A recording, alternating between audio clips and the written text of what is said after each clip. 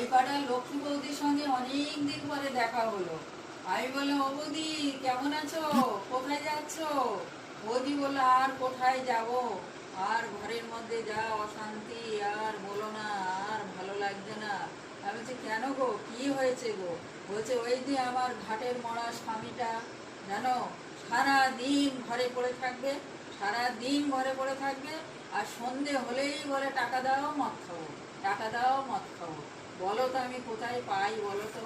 হ্যাঁ, আমি লোকের বাড়ি ঘর মুছি, বাসন মাজি, কাপড় কাচি, এই করে দুটো টাকা রোজগার করি। আমার ছোট ছোট দুটো বাচ্চা আছে, তাদের পড়াশুনো আছে, তাদের খাওয়ানো আছে।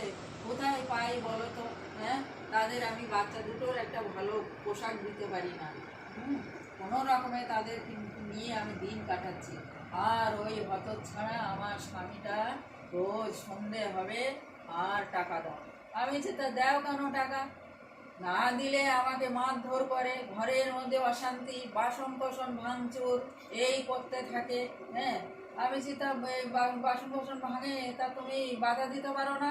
তোমায় মারধর করে, তা তুমি এক থাপ্পড় দিতে পারো না? বলছে, না, তা কি করে দিই বলো তো? আমি তা যদি তুমি না দিতে পারো তাহলে থানায় যাও, থানায় দিয়ে কমপ্লেন করো।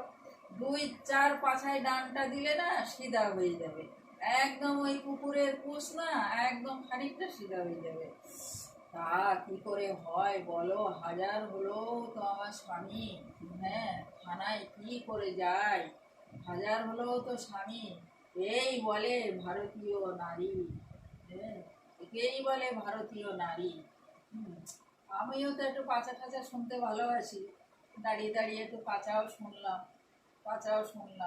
হ্যাঁ, আমি বলছি, তাহলে এখন আর তুমি কি করবে বলো? কি আর করবে, সহ্য করতেই হবে। তুমি যখন থানায় যেতে পারবে না, নিজেও 2-4 ঘা দিতে পারবে না, তার কি করবে? তাহলে ঘরের মধ্যে বসে সহ্য করো। আর রোজ সন্ধেবেলায় যেই সন্ধে হবে টাকা বের করে দাও, মদ খেয়ে আসো। আর কিচ্ছু করার নেই, আর কিচ্ছু করার নেই। তুমি যখন কিছুই যখন করতে পারবে না, তুমি 2-4 ঘা দিতেও পারবে না, তুমি থানায় যেই কমপ্লেনও করতে পারবে না, তা কি করবে? তাহলে ঘরের মধ্যে ওই ভারতীয় নারীর মতন পতি সেবা করো, বসে পতি সেবা করো, আর কিছু বলার নেই। হ্যাঁ, আমি আর কি বলবো? আর তার মধ্যে আমি একটুখানি দাঁড়িয়ে দাঁড়িয়ে একটু পাঁচা শুনতে ভালোবাসি, তো আমিও একটু দাঁড়িয়ে দাঁড়িয়ে পাঁচাগুলো শুনলাম। আবার যদি কোনোদিন দেখা হয় হঠাৎ করে, আবার কিছু পাঁচা শোনা যাবে।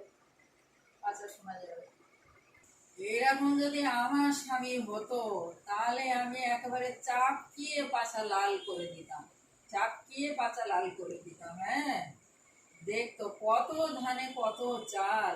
হ্যাঁ, কার পাল্লায় পড়েছি। আমিও না ওই ভারতীয় নারীর মতো না, অবলা না।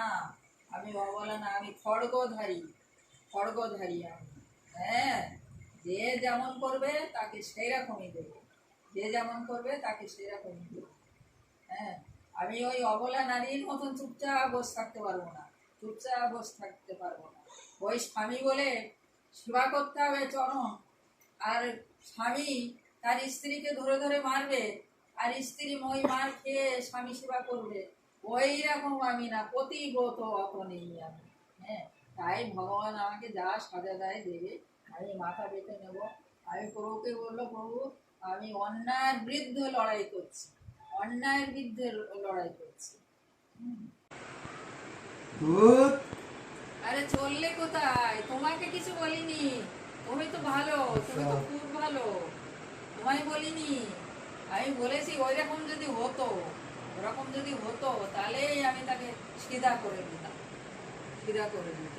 তোমায় কিছু বলিনি, তুমি তো ভালো।